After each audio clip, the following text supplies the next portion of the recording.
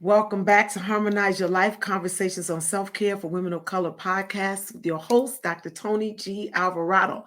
I am so excited to have you back with us as we close out the month of July. We have been talking to women of a certain age all month, and the conversations that we have been having have been very informative, inspirational, enlightening. I mean, it's been really, really a good month.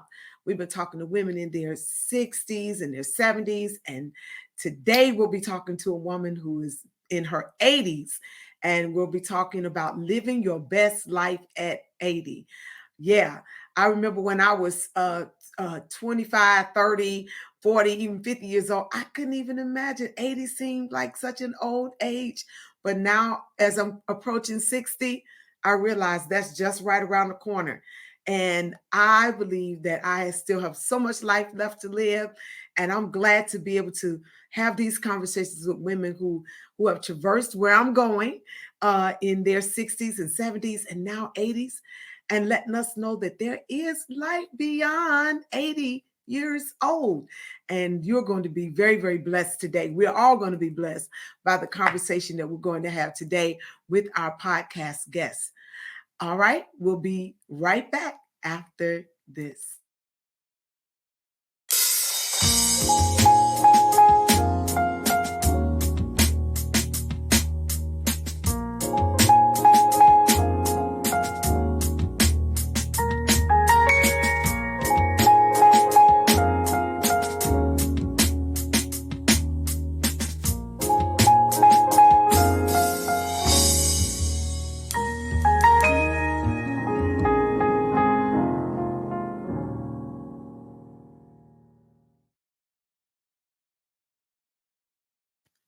All right. I'm super excited to have with us today Ms. Lumaria Ricks Blakenly. I said it right, didn't I? Right, right. Absolutely. Uh-huh. Thank Thank you. I'm so excited. And I'm gonna tell you how I came into uh, getting to know Miss Blakeney. Her daughter Tiffany Blakeney is a member of the Harmonize Your Life Women's Self Care Network, and we were in tea time with Dr. Tony recently, and she started talking about her mother and all the things that her mother is doing at the age of 80. And I was like, oh my God, this sounds like a fabulous woman. I've got to get to know her. And I knew that we were preparing for this series, talking with women of a certain age, talking to women in their 60s and 70s and 80s.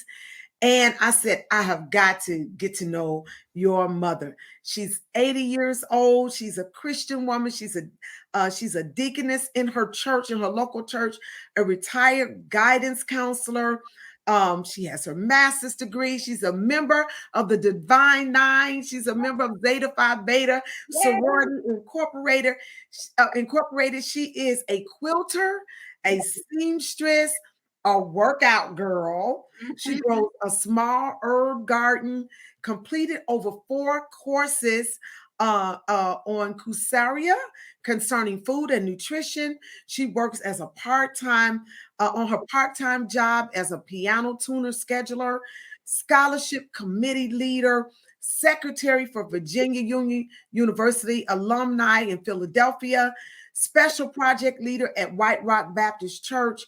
She's a recent widow, household enthusiast, recent Netflixer, Uh-huh. computer savvy, personal life coach to acquaintances, art collector, has a green thumb for indoor plants, ticket holder to local plays, and known throughout the city as being a sharp dresser.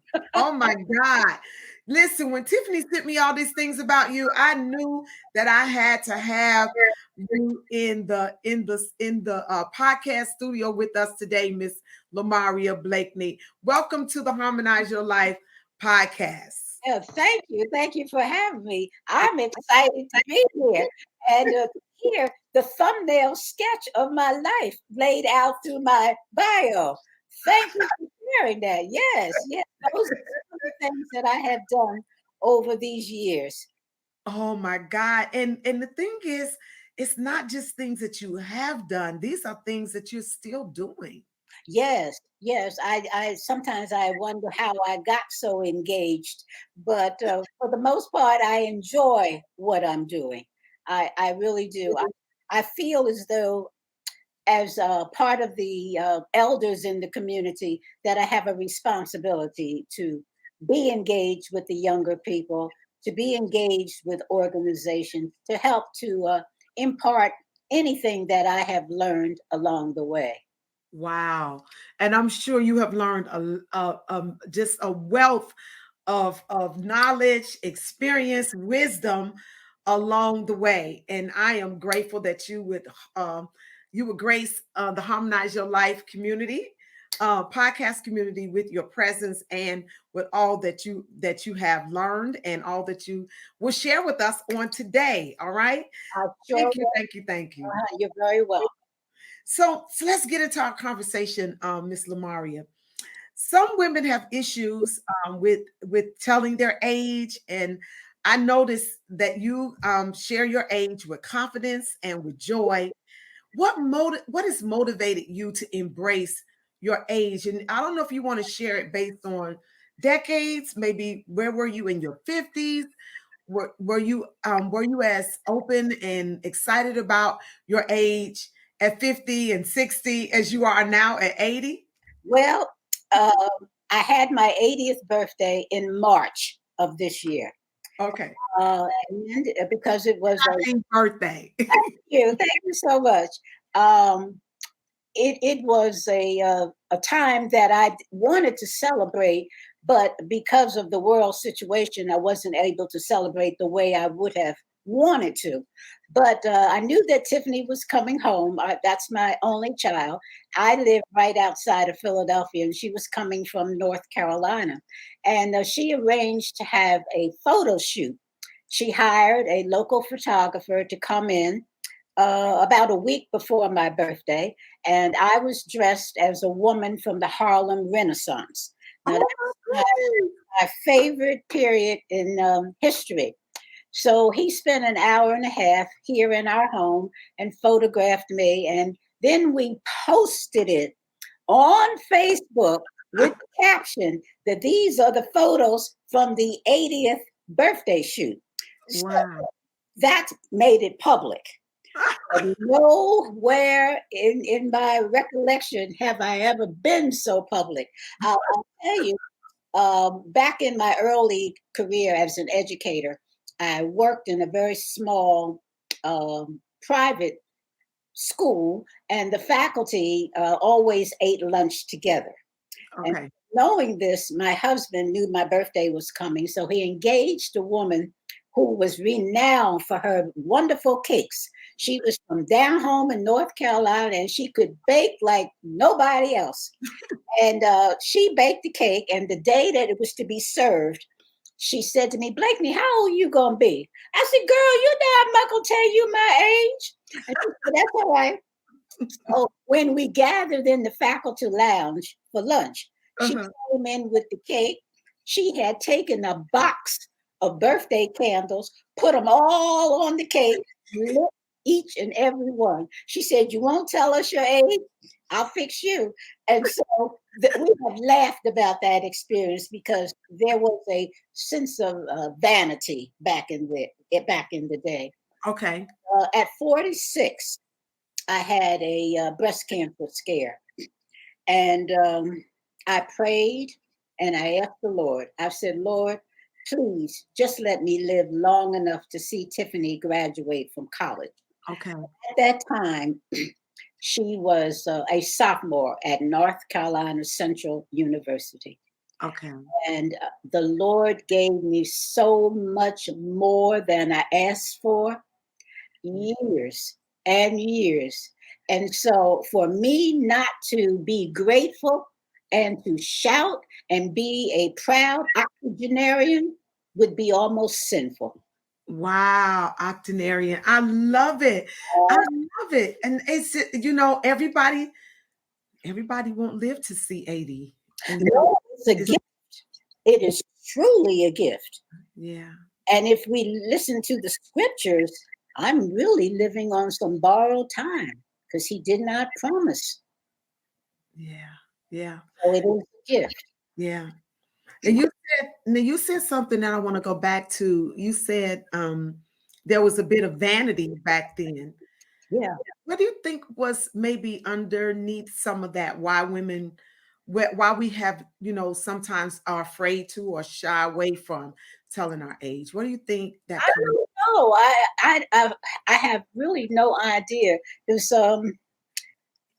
now in today's market, there's no reason to really be so skeptical about sharing Okay. because we have so many devices that we can utilize. Good face care, skin care, nail care, hair care. We can wear fashion eyeglasses. My mother lived to 97. Wow. Her hearing had diminished, but she was a little bit on the vain side and did not want to put anything in her ear Okay. that would be detected as an aid. But today, everybody's got something stuck in their ear, technology for whatever. But listen to music while you work out. I mean, so I don't know where the vanity comes from, but I have dispelled it. I've given it up. I am proud to be 80. I pray that the Lord will continue to be right beside me as I move on through this decade and prayerfully into the next. Wow. Wow. Wow. Wow. I love that you say everybody got something in their ear. Now we got all these Oh, yeah, yeah. wireless devices where we're listening to everything. So yeah, wear your hearing aid if you need to. You can even have them implanted in your earrings. That's what I mean, because that's what these devices are, right? They're hearing aids. They help us hear. They help you to understand the spoken and the sung word better. Wow, wow, wow. I love it. I love it. Okay. So you said something, you had a scare at 46 with Mhm, breast cancer. And mhm. you prayed and you asked God to let you live long enough to see your daughter graduate high school. God is College, college, college, college. Okay, I'm sorry, college. college. Uh, and God blessed you well beyond that. It did. That breast cancer scare was in October of 1988. Wow. And, I had double mastectomy at that time with no radiation, no chemotherapy, but an examination of my chest wall. And I remember my doctor, Gordon Busby was his name. He said to my husband, I will see your wife once a year until one of us passes. And unfortunately, Dr. Busby did pass.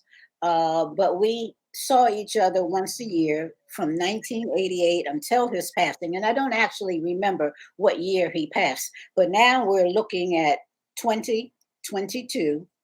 And I Mm. still have my chest wall examined. Mhm. And so far, all is well. Praise God. Mhm. Praise God is good. Praise God. So did you ever think that you wouldn't live to see 80? I heard you say your mother lived into her 90s. Yeah, she did, and I had hoped, and therefore I've been cognizant of taking care of my health because I did want to live a long life, and I did want to be as healthy as I possibly could be. Mhm. So knowing some of the things that help us to sustain life. Mhm. I've kept a good exercise program up until the pandemic. I had a personal trainer who came to my home, and I'll tell you something funny. It was during the Obama administration, and everybody was trying to get arms like Mrs. Obama. Well, my husband, I'm still working on my Michelle Obama I, arm. I haven't gotten them either, but my personal trainer's name was Angie, a Uh-huh. woman in her 40s, Okay. and had been a personal trainer for many, many years. And so she had the physicality of a personal trainer. Okay.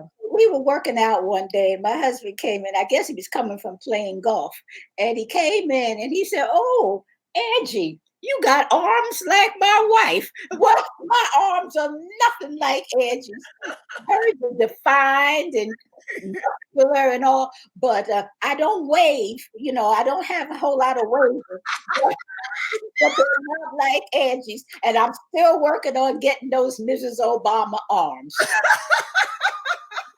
I think we all are. We all are. I was working on mine this morning. Mhm. Oh, wow, wow, wow. So talk to us about your 50s and 60s. What was important to you at 50? Probably at 50. By then, I would say in your 50s, in that decade. What uh, was I important to got you? an empty nester in my 50s. Tiffany went off to college, and I worked outside of the home. I had a meaningful career, and that was important to me. But being an empty nester, there was a longing for the necessity of taking care. So I adopted a pet, went to the local shelter, and got a rescue dog. And I got a, we called him a schnauzer. I don't know what that dog was. He looked like a cross between a poodle and something else. But Mhm. his name was Scooter. And during the 50s and 60s, uh, he became the other child. Okay. So that So that you had a longing for for being caring. a caretaker. Yes, Okay. I did. I guess I have a strong nurturing disposition. Okay. And with Tiffany being off at college or law school, wherever she was at the time, she didn't need me as much. My husband was independent. And so I got this dog, and that helped me get through the emptiness syndrome. Wow. Wow. Wow. And um, I was reading something recently that said a lot of in our 50s is when a lot of people do maybe first time pet owners. Um, they start, getting a dog or a cat or something around that time. And I guess that would go with the emptiness syndrome. And if you are a nurturer, you want there to be somebody or something that needs you, to see that they get fed, to see that their meals are on time, or they get some exercise or Yeah. whatever the needs are. Now my career was very meaningful. I worked as a guidance counselor. In your 50s. Yeah. I worked up until I always people start talking about retirement.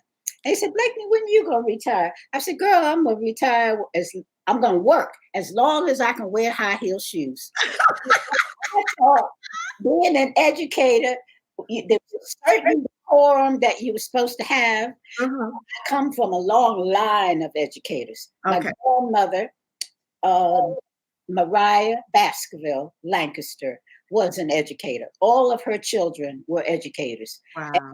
Many of her grandchildren are educators or have been. So I said I would work as long as I could wear high heel shoes. Well, the day came when those high heel shoes were not comfortable anymore. And I said, well, maybe it's time to give it up. I did. I retired at 62. I Oh, remember having that conversation with my husband, and I said, I don't think I want to do this anymore. I said, well, our life changed if I retire. He said, no, go right ahead and retire. And what I did, my principal had been a very, very involved principal. She okay. was not just in the office. She was out in the hallways. She was advocating for our children. Okay. My last school assignment was the Strawberry Mansion High School Okay. in the heart of North Philadelphia. And when you say Strawberry Mansion, the connotation is not always positive, but Okay. it was a positive experience. So when I retired, my principal said to me, she said, Blake, can you give me one day? She said, I working as a counselor, Mm-hmm. um, problem solving. She said, perhaps you could come in one day and help me with some of those most difficult cases. Okay. Her name was Mondesire, Lois Powell Mondesire. Okay. Said, yes, Ms. Mondesire, I can come. I can come on Tuesday. I said, but I'm not coming at 7:30 like I used to. I said, I'll get here by 5. And when the school buses start to run around 2 or 2:30, I'm gonna be right behind them. So I don't get caught up in the rush hour traffic. So for 5 years after retirement, I went back every Tuesday and counseled the youngsters who needed a bit more guidance. Mm-hmm. And I worked with, and I'll tell you who I worked with, and this is going to really make you laugh. I worked with Dr. Carla Stokes. She was the Oh, in my school, in my district, and I saw on Facebook we're friends. psychologist. Um, there's another woman who has moved to Atlanta also. She was our nurse at Strawberry Mansion. So I remember the day, I remember going to Dr. Stokes's graduation party. Her parents gave it to her when she got her doctorate from Temple, and had it at the African American History Museum here in Philadelphia. And my husband and I were privileged to be guests that night. So What a small world. we brainstormed about children and the mental health of children and their families together at Strawberry Mansion High School. Wow, wow, wow. Such a rich, oh my God, rich. Woo. So in your 50s and 60s, you were kind of walking that tightrope of it sounded like there was a tightrope that you were walking between being an empty nester, wanting to still care for something, so you got a dog, retiring in your 60s, but still going back one day a week to kind of, to stay in there with the school system, and I'm sure was fulfilling for you as well. So what was important to you at 70, in your 70s? Talk to us about your 70s. Well, it was a continuation. I don't think I could compartmentalize it. I think it was on a continuum. Okay. I mean, I probably I can remember being in the beauty parlor. I went to a beautician who ran a Christian beauty shop, so that there were no people running in and out selling stuff hot off the trail. You know what I mean? And she called me one day and she said, Mrs. Blakeney, I'm not going to be in the shop today, but she had 2 children, a son and a daughter, who could do hair. And she said, children will take care of your hair. I went to her on Thursdays. So in the beauty parlor, and because she wasn't there, the kids had the music up loud. And we were, having a good time rocking in the beauty parlor. My cell phone rang, and this man's voice said, Miss Lumaria, this is Pastor Shaw. And I said, oh, yes, Pastor. And then I started telling them, put the music on. He said, I'm sorry to interrupt your day. He said, but I'm calling to ask you if you would take the lead on our church anniversary. And I said, sir, I said, you mean the celebration that we have in October each year? He said, yes. I said, I'd be glad to. And he said, and I want you to work with Karen Slade, and I want you to work with Connie Wilson. I said, I'd be glad to. So I was in my 70s, and I knew Karen Slade. She had been a Sunday school teacher, long-standing, still is, my contemporary. I did not know Connie, but I was introduced to her, and we formed a committee, and we put together a magnificent 115th anniversary celebration for my church, the White Rock Baptist Church in Philadelphia, Pennsylvania, under the leadership and my pastor, William J. Shaw. So that's one of the things that I did in my 70s. And my husband used to tease me. Being a cancer survivor, Okay. I knew of an agency in the park. It Okay. was called the community, the cancer community facility. I'm paraphrasing. That is not the exact name. Okay. That is a place. It's a beautiful house, one Okay. of the old mansions that still remain in Fairmount Park in Philadelphia. Okay. And so I went there, and they said they needed volunteers to answer the phone. So I said this would be perfect for me because as I went through college, I went through Hampton Institute and Virginia Union University, but Mhm. all through college, I worked as a long distance operator for New Jersey Bell Telephone. Wow. The telephone sounded like something I could do. So and they trained me how to respond to their callers. Mhm. I told them, I said, I only have Friday available. So they gave me a schedule for Fridays. And I worked there or I volunteered there for, I guess, close to a year or so. And then the administrator came to me and said, our funding has gotten precarious, and we're no longer going to be able to have a 5-day week. And we're going to cut Fridays. Nice. Okay. And so my friends and my husband teased me. They said, I don't know anybody that ever got laid off from their volunteer job. Well, at the same time, I was taking piano lessons. My grandfather was a very In your forward. 70s. I took them up until my husband became uh, in a condition that I didn't feel it was essential that Mm, I go out to take piano I lessons. understand. I get it. And I Mhm. was going to a studio here in Blakenly. So at the same time that I got laid off from my volunteer position at the Cancer Support Agency, my piano was being tuned by a woman named Judith Palmer. She owned a company called Quality Piano Service, and she's Mhm. working on my instrument. And the instrument that I have is the one that I bought for Tiffany when she was 6 because I wanted her to take music. My grandparents thought it was important, so I wanted to pass on that same, luxury. It's a Uh-huh. luxury because it's not something that's in everybody's budget. It is Right. truly a luxury. So she was working, Judith was working on the piano and talking out loud. And she said, I don't know what I'm going to do without Bernice. She's got macular degeneration and she's not able to see how to put my data in my computer. And as she talked to herself, I thought to myself, maybe I ought to offer to help some kind of a way. So I said to Judith, I said, now this is the year 2007. I said to Judith, is there anything that I could do to help you? And she said, would you be willing? I said, well, yeah, until you find somebody. Well, that was 2007.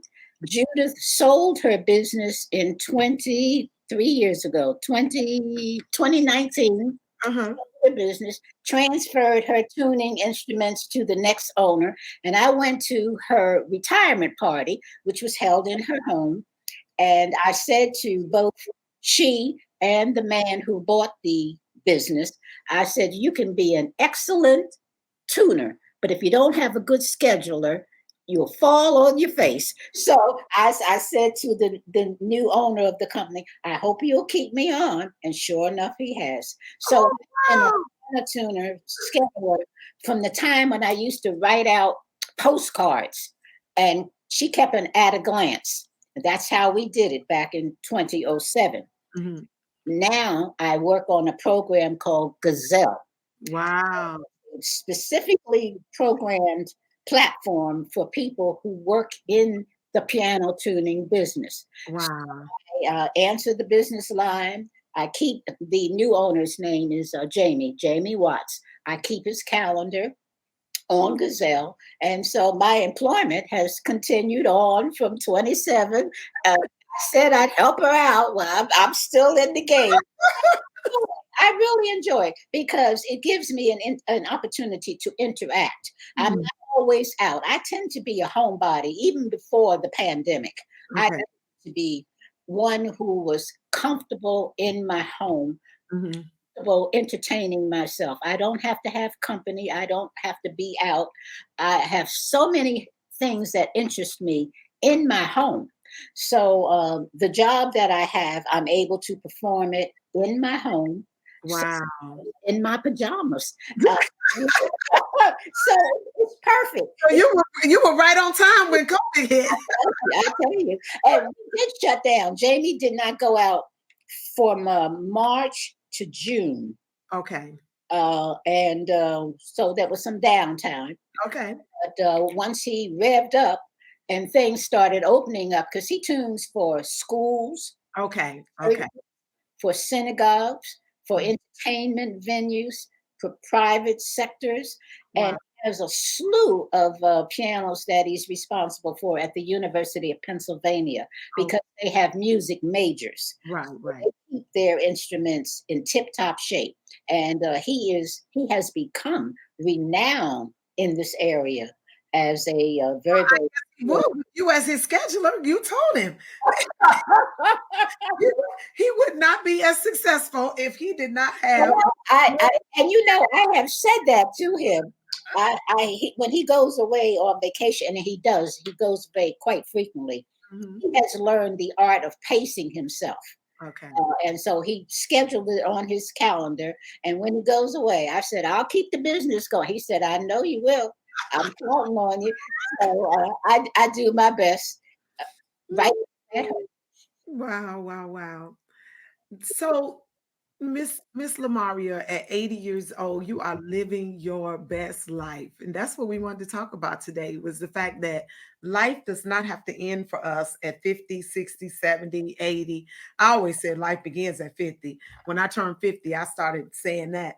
But I'm just so excited at the way you have embraced and the lesson that I'm learning from just watching you and listening to you. I could sit and listen to you all day, just tell stories about your life and the fact that you are so active. You're an active singer, um, and I love that. So I want to talk a little bit about another aspect of your life. You recently lost your husband um, after 53 years of marriage. Mhm. And a lot of times when couples have been married a long time, like you and your husband, we find that one may follow the other one pretty soon after. Um, how have you been able to move forward from Randy and losing Randy? Well, first of all, let me say that not only was Randy my husband of 53 years, but he was my very, very best friend. We met on a Tuesday in 1966. We married on a Saturday in August of 1966. Not much span between meeting and marriage. Wow. And from the time that we met until the time that he took his last parting breath, we were together. So, how did I move forward? I cried. I cried, and sometimes I still do. I miss him terribly. But one of the things that I did after the initial hurt of losing him began to sink in, Tiffany and I planned the most glorious homecoming celebration that we could possibly put on. We had it at his church. He belonged to the historic African Episcopal Church of St. Thomas here in Philadelphia. We had it on a rainy, rainy Saturday, but the community came out and supported us. I thank the Lord for allowing me to have been Randy's wife for 53 years. I I realize that that's not something that happens in everyone's life. moving forward, I talked to Randy. I have let him know that I miss him, but Mhm. that I'm going to be okay. I have begun to lean more heavily than I ever did on my faith. My devotional period is more important to me now than it had been in the past. Mhm. Whatever reason, that is a truism. Um, and when I'm having a bad day, I reach out to a friend and I just talk. Light conversation Mhm. sometimes gets me out of the blues, so to Mhm. speak. Mhm. Um, One of the things that I did most immediately after Randy's passing, he passed in January. My birthday was in March of 2020. So I had a pinochle party, and I was intentional about having that pinochle party because the people that were invited would have been, and they were, his childhood friends, people that had known him since he was 14, 15, through Wow. college, people that worked with him, and Wow. people that knew him in his church life. Now, my intentionality was such that I knew that I could talk to those people about Randy and that they too would have stories to share about Randy. So that's Mhm. how I celebrated that very first birthday moving forward without Randy. Now, the associate pastor at my church, Reverend Stephen Lawrence, is a talented baker. And so I commissioned him to bake my birthday cake. So he did. And so I just extended an invitation to the card playing pinochle people to come play pinochle, have some birthday cake and some other stuff, and celebrate my birthday with me. And so I knew Randy would have been happy because he always said he put the P in pinochle. Moving forward, that's one of the ways that I began to move forward without him. Now, continuing, I have a journal. It's a beautifully bound book with a peacock on the front. Mhm. Peacock is my symbol, so to speak. I, Uh-huh. Well, I can see that. I can see why the peacock will be your symbol. I, It's your sassy self. that journal is one continuous letter to Randy. I have told him about the pandemic. I've told him about the controversy about the presidential election. I've told him about his only brother passed since he did. So I've put into the journal letter, Mhm. acknowledgement about the Mhm. passing of his brother. I've told him good news. The good news that our daughter is successful and she's moving on and she's doing all of the things that you would be so proud of. Um, and that letter is continuous. So I don't write in it every day. But when I have something specific to tell him, I make a journal entry. Now, Wow. Now that is amazing. I'm gonna have to steal that from you.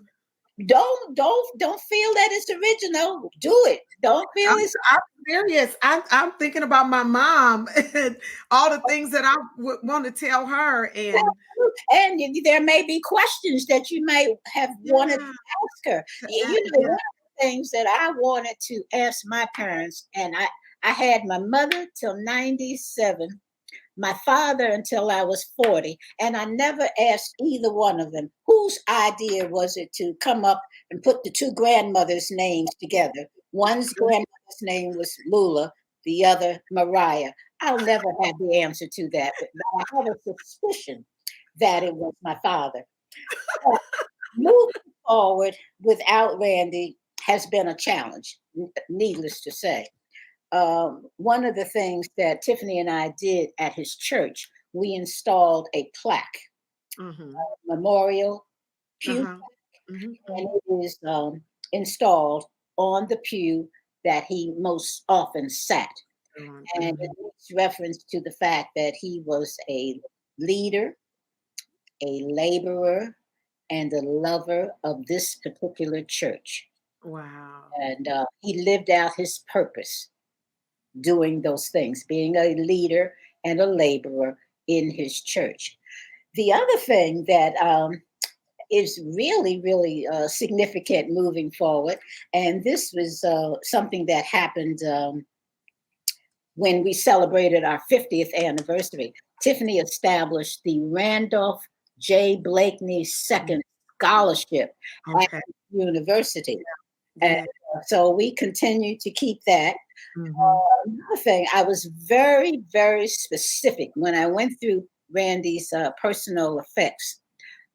I gave to people things that I knew he would want them to have. There Right. was a young man who came to cut his hair when the barber couldn't come. And he was a young man with athleticism. Hmm. So I gave him a set of Randy's golf clubs. Oh, wow. There is a program here in Philadelphia, a reentry program for men coming out of incarceration. Hmm. Gave them his business attire and all of his ties That's wonderful. to his fraternity. He was a strong alpha man. Oh, come on, first fam. Alpha to the bone. So he had paraphernalia, paraphernalia, paraphernalia. So I boxed up most of it and sent it to the president of his local chapter, Okay. chapter, and said, disseminate this among the brothers. Okay. And so I'm sure that he did. And the other way that I have begun to move forward without Randy is through my own self development. Okay. I've pouring back. Look into yourself. Mhm. Randy needed me here at home his latter years. So I put a lot of things on hold.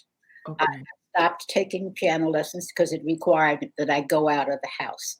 So and there was a time when I didn't feel comfortable going out and just leaving him. Yeah. Yeah.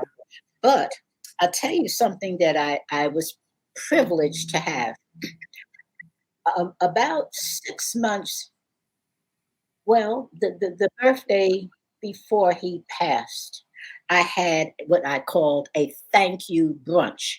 Oh, wow. Invited 15 men, including his spiritual leader, um, Father Martini Shaw.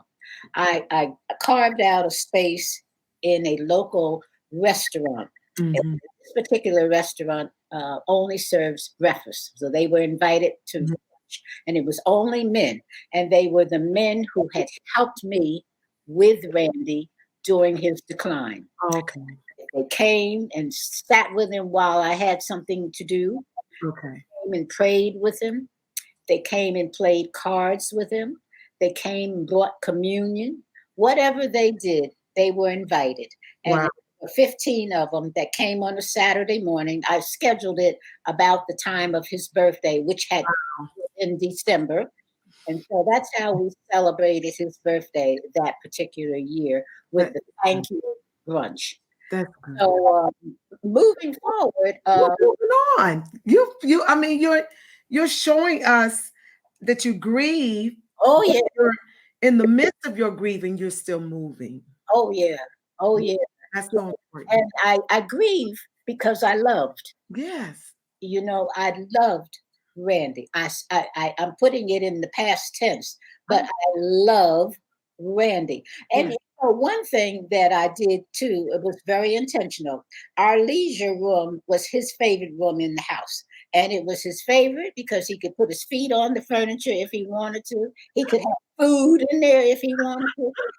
Yell at the television and tell the coach what he was doing wrong and the referees how out of sync they were.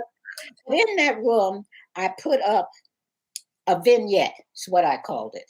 I don't want to call it a shrine or a memorial or anything like it's a vignette. Okay. Vignette is composed of some of his favorite books. Okay. Books on golf, on baseball, on football, things that people had given him that symbolized Okay. athleticism. Okay. Photographs of him taking his pose on the golf course, And just like boys do, men are boys that grow up and mature, but they still keep stuff in their pockets. So some of that stuff that Randy kept in his pockets, like the whistle that he used when he refereed, Mm-hmm. golf tees that he had out on the golf course and in the trunk of his car, Mm-hmm. old golf balls. I found a beautiful cigar box. And this cigar box is made out of well, I would call it almost a teak. Wow. Beautiful, beautiful box. And I put those items of memorabilia in there. Yeah. And Okay. the one picture that I think touches me so much when I look at it, we went to a black tie wedding reception. Mm-hmm. We danced. He in his tuxedo, and me in my after five. And the photographer captured that essence and that image, and it is framed. And I think that was the last time Randy danced. And we were dancing slow. And he loved to dance. He loved to do the Philly bop. Oh yeah. I bet you gave him a run for his money. Well, we had to coordinate because I grew up in North Jersey. So the bop was a little bit different. Different. Uh-huh. Same in Chicago. It was a little different. Okay. Everybody had their bop. Yes. But I learned over the years to do the Philly bop. So, I think I've given you a capsule of how I'm moving things. Now, the one thing I've discontinued and I don't do anymore is listening to Jeopardy. We listen to Jeopardy and try to get Yeah. during our dinner meal, during our evening time together. And after Jeopardy, Randy often did the dishes and took out the trash. Mm-hmm. So when that music comes on for Jeopardy, I change the channel. But that's not something that I enjoy anymore. Right. And that could be a trigger, I it took me a long time to watch um the news because my mom and I would watch the news. Ironically, she'd be at her house and I'd be at mine, and we'd be on the phone. You see what's going on? And so after she passed, it took me a long time to turn on the television. But then you understand what I'm saying. When I hear music, I Those don't. things are they're triggers. They're triggers. Absolutely. Wow, you're such an active singer, and you have been such an inspiration. I know you're an inspiration to everybody that's listening to this podcast. I want to just let everybody know how they can find you, and do a little station identification right here for a minute. Miss Lumaria, I just want people to know that are just tuning in or trying to figure out who we are. This is the Harmonize Your Life Conversations on Self-Care for Women of Color podcast with your host, Dr. Tony G. Alvarado. You can find this podcast on Apple, on Anchor, Apple, Google, and Spotify platforms. You can also, if you're not watching us on YouTube, I encourage you to go over to my YouTube channel, like and subscribe to the YouTube channel so you'll be notified every Monday when a podcast episode is uploaded to YouTube, as well as the other platforms as well. You heard me saying earlier about the Harmonize Your Life Women's Self-Care Network. Her daughter, Tiffany, my guest, Lumaria Blakenly's daughter, is a member of our self-care network. And that's how I got connected to this beautiful octogenarian, 80-year-old woman who is our guest on today. So I want to encourage ladies and women that are watching us today, come on and join the network and be a part of this self-care movement that we have begun for women of color. We are changing the narrative for women. We're changing the narrative no matter what age we are, 50, 40, 30, 40, 50, 60, 70. It doesn't matter. I think I even got some 20-year-olds, one or two 20-year-olds in our network, because listen, you don't want to start learning how to take care of yourself at 80. You want to learn as early as possible and let it carry you all into your 80s and 90s or however long God desires for you to live on this earth. I want you to know that today, our guest on today is Miss Lumaria Blakenly. She has been just a well of just inspiration, wisdom, counsel. I mean, just I mean, I could just sit at her feet and listen to her share stories from her life. I can only imagine if we can't brought her back to talk about some of the historic things that she has lived through and how it has helped to shape her to the woman that she is today. Maybe we'll talk about that later on with you and get a couple of women on at the same time and have that conversation. We're talking today with Miss Lumaria Blakenly about living your best life at 80, living your best life at 80. She is our dialogue partner on today, and I am so grateful that she is here. Miss Lumaria, will you just give us? Oh, I also want to let them know you're active on Facebook, right? Yes, my name is Lumaria Blakenly on Facebook. Yes. Okay, and are you active? Do you engage with people if they decide to look you up there? If they request friendship, is that what you mean? If they decide to talk to you there or want to connect with you, can they connect with you via Facebook? I invited. I invited. She told me she's on Instagram, but she was like, I can see Instagram, but I don't do much posting there. Oh, I know. Anything that's on Instagram is probably an activity that I have shared with Tiffany. Your daughter, amen. She posted. Okay. Well, thank you for coming into our conversations today.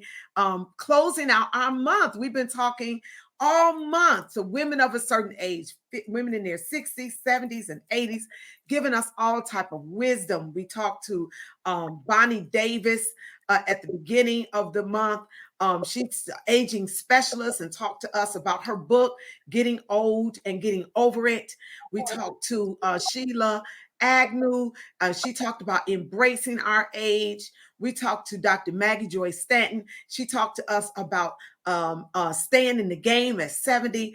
And then today we have been with Miss Lumaria Blakenly, and she has been talking to us about living your best life at 80. Yes. Miss Lumaria, can you just give us one last word of encouragement? Anything, any instruction, anything you want to share with us as we are staying active as we age? What can we do to stay active as we age? What last word of encouragement you want to give us Well, as you close out?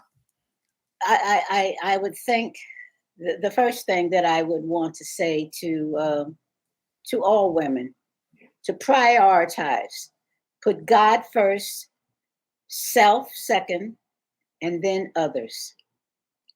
Love yourself.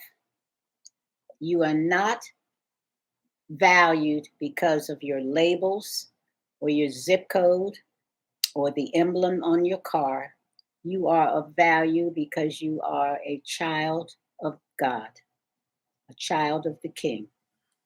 I would encourage everyone, regardless of your age, to develop your special gifts.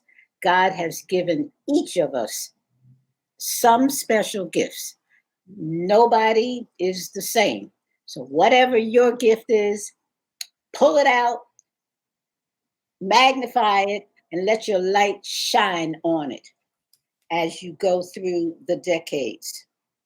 I would also encourage to make friends and keep friends, friends of all ages, from all walks of life, both male and female. I would find it important to keep a faithful prayer partner because as you go through the decades, you're going to, at some point, hit a bump in the road and you will need somebody that you can call and pray with you. So you want to have a faithful prayer partner and you want to be queen conscious. Don't participate in the hookup culture.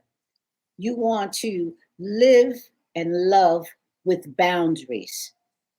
And remember to always keep a high credit score.